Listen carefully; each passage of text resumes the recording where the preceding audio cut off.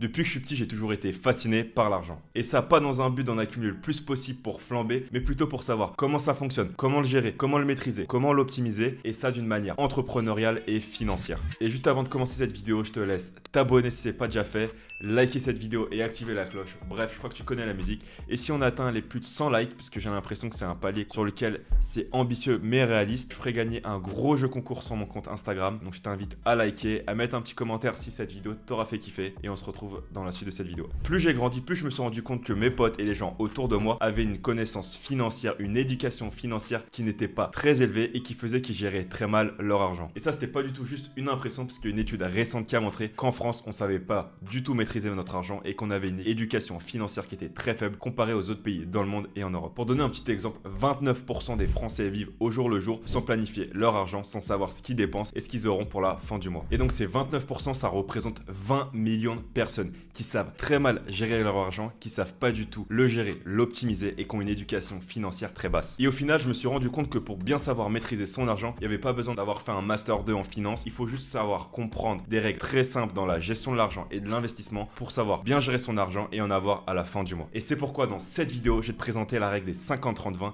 une règle de gestion de ton argent pour le faire chaque mois, qui va te permettre de vivre sereinement, de pouvoir vivre correctement et de pouvoir épargner et investir tous les mois. Et ça, que tu sois au SMIC ou que tu gagnes 10 000 euros par mois, cette règle, elle est applicable à tout le monde. Cette règle des 50-30-20 a été créée par Elizabeth Warren, qui a décidé de le faire pour simplifier la gestion budgétaire de milliers, voire millions de personnes. Cette règle propose une division très simple de nos revenus en 3 catégories. Donc la première catégorie, qui va prendre 50% de nos revenus, va s'intéresser à nos besoins nécessaires. Donc ça va englober le logement, parce que tous les mois, il faut rembourser son crédit si on a pris un prêt pour acheter sa résidence principale ou pour financer le loyer qu'on doit payer, mais aussi que ça soit les dépenses liées à la nourriture, ce qu'on est obligé de manger, forcément on en a des factures, que ça soit l'assurance, que ça soit l'essence, bref, 50% de tes revenus, ça devra être alloué aux dépenses et besoins nécessaires essentiels. Ensuite, les 30 autres pourcents de tes revenus, tu vas devoir les allouer à tes plaisirs personnels, parce que si tu gagnes de l'argent, c'est forcément pour en profiter au minimum, et 30% de tes revenus pour profiter et t'amuser, c'est quand même très suffisant. Donc ce budget de 30%, ça va inclure tout ce qui va être restaurant, tout ce qui va être shopping, tout ce qui va être les cadeaux à tes proches, tout ce qui va être aussi les vacances. Donc 30%, c'est quand même un beau montant de ton salaire, mais tu feras pas forcément des vacances à Cancun tous les ans, mais ça sera suffisant pour vivre très correctement. Et ensuite, les 20 derniers pourcents, ils devront être alloués à l'épargne et l'investissement. On va d'abord les mettre sur de l'épargne pour se faire une épargne de précaution sur 6 mois. En gros, tu vas devoir savoir combien tu as besoin d'argent tous les mois, et ensuite tu vas faire ce montant x 6, et tous les mois tes 20%, tu vas essayer d'aller jusqu'à 6 mois de dépenses. Comme ça, tu auras une épargne de précaution. Tu vas mettre sur un compte en banque, si possible, sur des livrets bancaires. Et comme ça, tu auras 6 mois de dépenses sur des livrets bancaires. Et si tu as un souci, boum, tu auras un petit épargne de précaution, un matelas pour t'assurer si tu as des pépins. Et ensuite, une fois que ça, c'est sécurisé, la deuxième étape, ça va être d'investir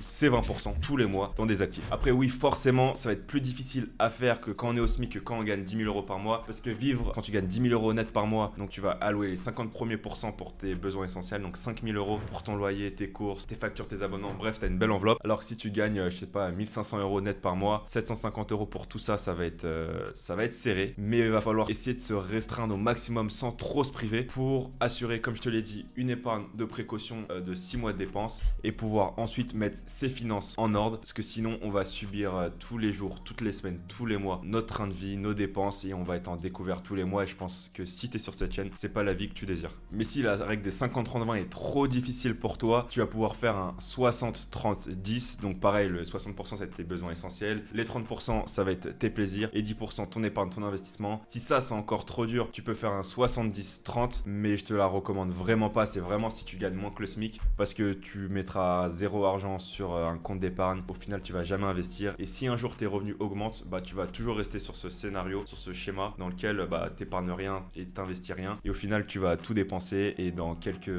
années tu seras toujours à zéro sur ton compte, même si tes revenus ont augmenté. Donc voilà, la règle des 50-30-20, c'est vraiment une règle très simple pour savoir bien gérer son argent. Forcément, la première étape avant ça, c'est de savoir précisément combien on gagne. Quand on est jeune, en général, on n'a qu'une source de revenus qui est le salaire. Il se peut après que tu aies, je sais pas, des dividendes ou que tu reçoives des loyers de biens immobiliers. Bref, dans tous les cas, ta première étape, ça va être de savoir combien tu gagnes, de faire la somme de tous tes revenus, et ensuite, bah, tu fais un calcul très simple mathématique d'un niveau primaire où tu fais 0,5 fois ton revenu, 0,3 fois ton revenu, 0,2 fois ton revenu, et tu sauras sauras un peu les enveloppes à allouer sur chaque type de dépense. Après, essaye vraiment de faire au maximum l'effort de rester dans les 50-30-20, de pas passer à un 60-30-10, voire un 70-30-0, parce que ça c'est le pire des cas. C'est vraiment au maximum de faire un 50-30-20 et de regarder dans tes dépenses que tu faisais avant, c'était quoi les dépenses vraiment nécessaires et les dépenses inutiles. Vraiment, regarde tes relevés bancaires, regarde toutes tes dépenses et je suis sûr que tu vas avoir toutes des dépenses inutiles, du shopping un peu compulsif où tu n'avais pas vraiment besoin mais ça te faisait kiffer. Mais au final, c'est un article qui est dans ton armoire et tu as utilisé une fois ou voire jamais. Donc bref, faut essayer de supprimer toutes ces dépenses inutiles et vraiment de maîtriser